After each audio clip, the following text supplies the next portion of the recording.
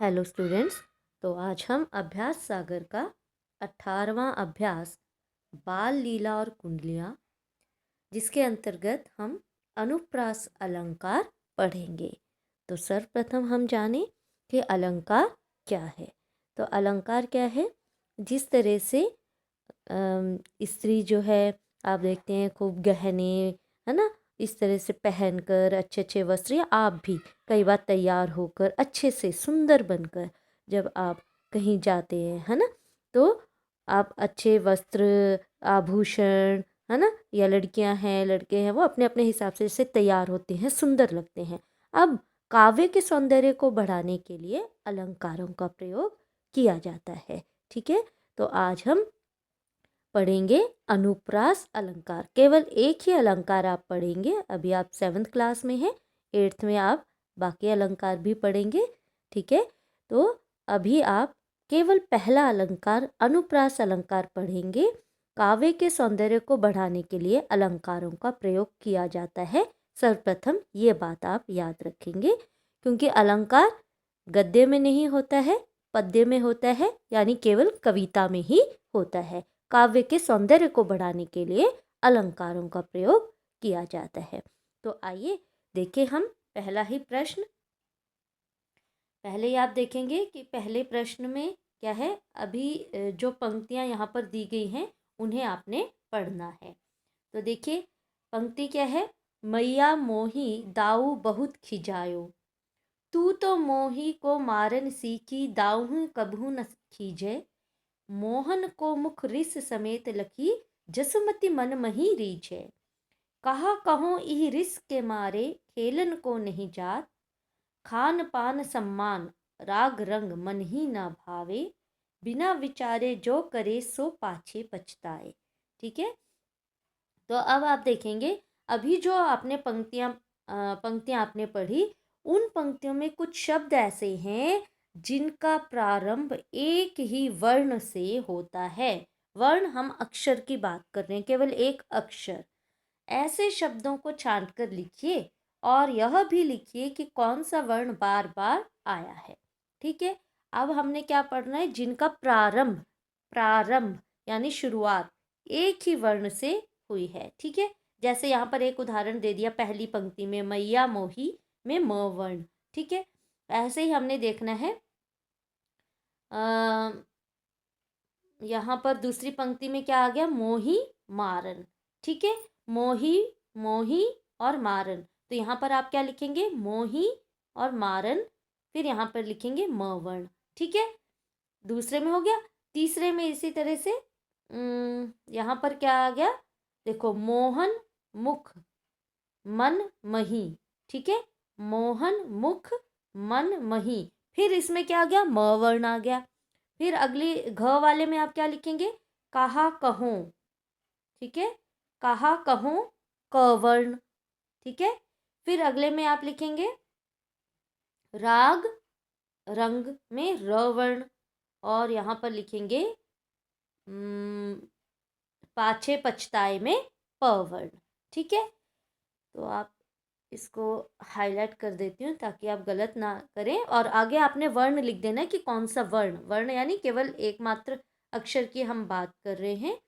ठीक है, जैसे मैया मोही, ये तो पहले में था ही, है ना, और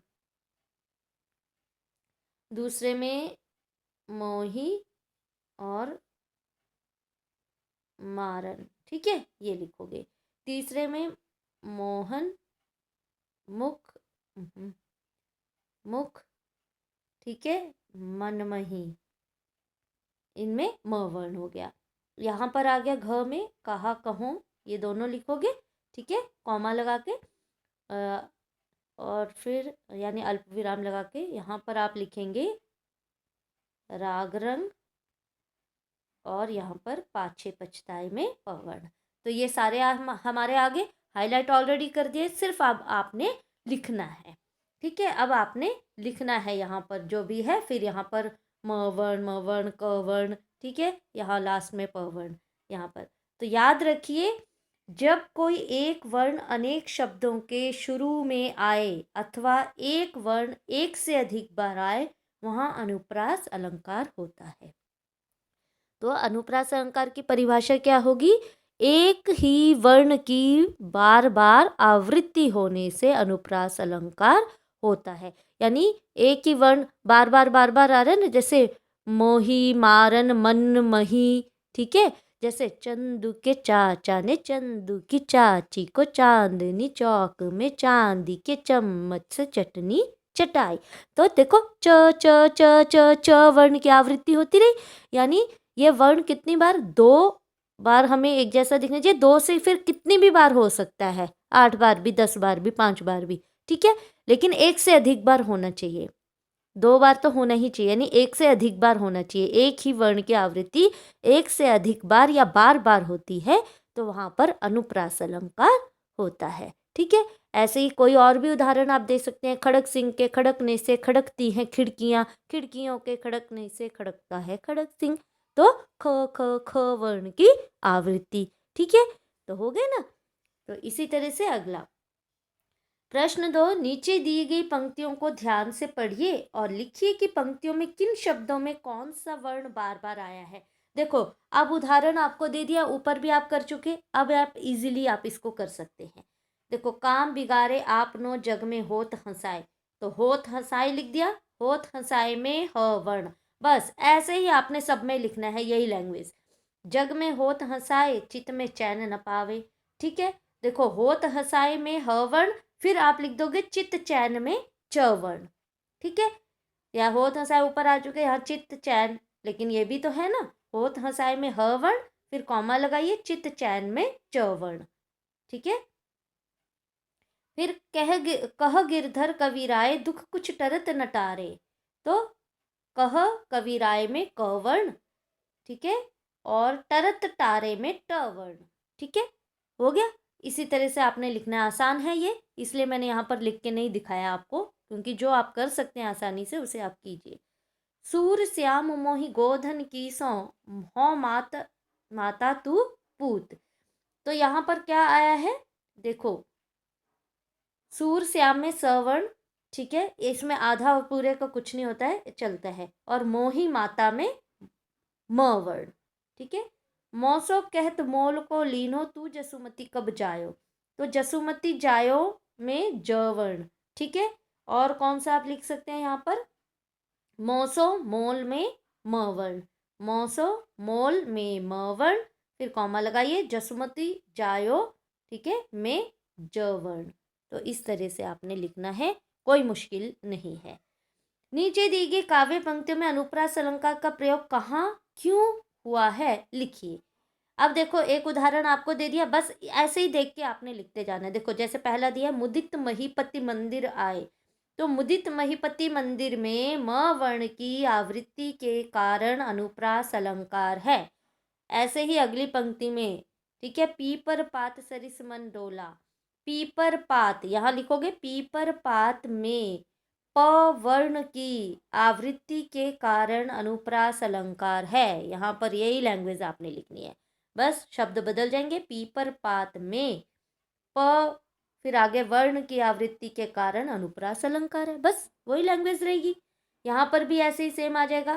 कालिंदी कूल कदम्ब में क वर्ण की आवृत्ति के कारण अनुप्रास अलंकार है। ऊपर लाइन लिखी हुई है, वही लिखना है, केवल शब्द बदलेंगे, ठीक है। जैसे झरते हैं झाग भरे निर्झर, तो झरते झाग में झ वर्ण की आवृत्ति के कारण अनुप्रास अलंकार है। क्लियर?